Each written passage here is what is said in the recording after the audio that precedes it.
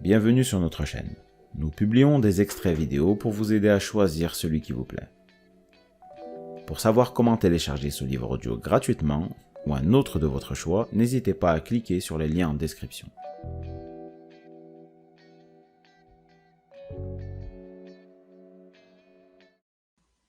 Conduisit lestement le monsieur dans les chambres du premier et unique étage, par une galerie en bois annexée au mur de pierre, jusqu'à l'appartement qu'il plaisait à Dieu de lui départir sur sa route. C'était un appartement d'auberge du genre national, d'une auberge russe faite comme le sont toutes les auberges russes des chefs-lieux de gouvernement. Un appartement où, pour 2 roubles par jour, le voyageur est mis en possession d'une chambre tranquille, où il jouit du spectacle des évolutions que font, dans tous les coins et recoins, et sur le seuil de la chambre voisine, les blattes, les grillons et les gros cafards noirs, qui font à l'œil distrait l'effet de pruneaux, et de pruneaux en goguette. Là, on sait que la porte du voisin est toujours barricadée au moyen d'une commode, et le voisin de chambre toujours un homme silencieux, morose, mais très curieux, très empressé à épier du coin de l'œil le nouvel arrivant, et à questionner les garçons et le premier venu sur son compte, malgré la presque certitude de ne rien apprendre sur eux, ou d'apprendre fort peu de choses.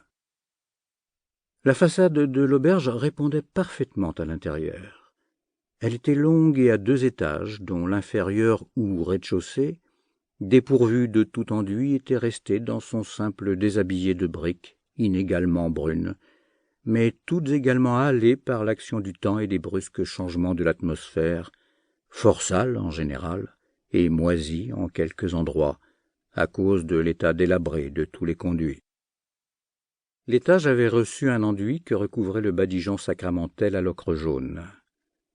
Au rez-de-chaussée étaient des boutiques de sel, licous, brides, fouets, de cordes à puits et de touloupes.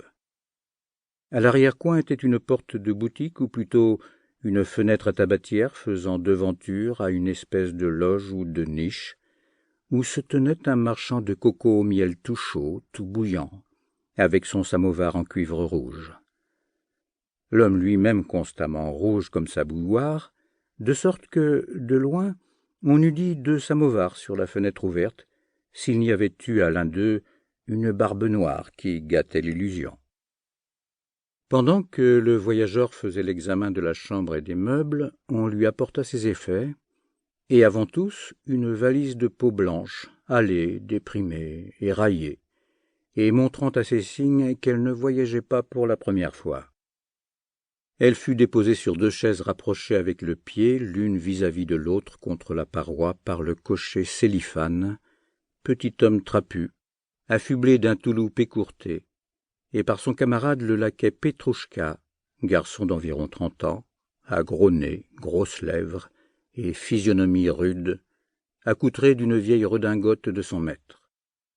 Après la valise, on apporta une petite caisse en bois d'acajou, à compartiments superposés en simple bouleau du Nord, puis des embouchoirs à bottes et une poule rôtie enveloppée d'un papier bleuâtre. Quand les bagages, le manteau et les coussins eurent été rentrés, le cocher Céliphane alla à ses chevaux, et le laquais Petrouchka s'installa dans une petite antichambre très sombre, un vrai chenil, en y apportant un gros manteau de drap de frise, et en même temps une sorte d'odeur qui lui était toute particulière, odeur qui s'était communiquée à un sac de différentes nippes à son usage. Il affermit contre le mur un lit fort étroit auquel il manquait un pied, qu'il suppléa par une bûche. Il couvrit ce bois de lit d'une façon de matelas aplati, mince comme un beignet, et non moins gras qu'un beignet fait de la veille que l'aubergiste voulut bien laisser à sa disposition. Pendant que les domestiques de l'inconnu faisaient leurs arrangements, leur maître passa dans la salle commune. Ce que c'est que les salles communes dans nos auberges, tout voyageur le sait à fond en une fois.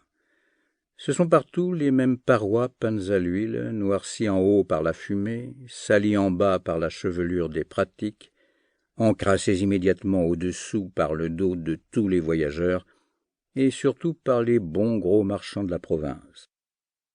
car ceux-ci, les jours de foire et de marché, viennent là prendre leur portion de thé, dont ils se font 7 à 8 verres jusqu'à ce qu'ils ne sortent plus de la théière que l'eau bouillante à l'état naturel qu'ils y versent à mesure d'une autre théière plus grande. C'est partout le même plafond enfumé et le même lustre poudreux à carcasse de cuivre et pendeloques de verre inondés. Si ce livre vous a plu, vous pouvez alors le télécharger gratuitement. Pour savoir comment faire, cliquez sur le lien en description de la vidéo. N'hésitez pas à commenter pour nous informer des extraits de livres audio que vous aimeriez écouter.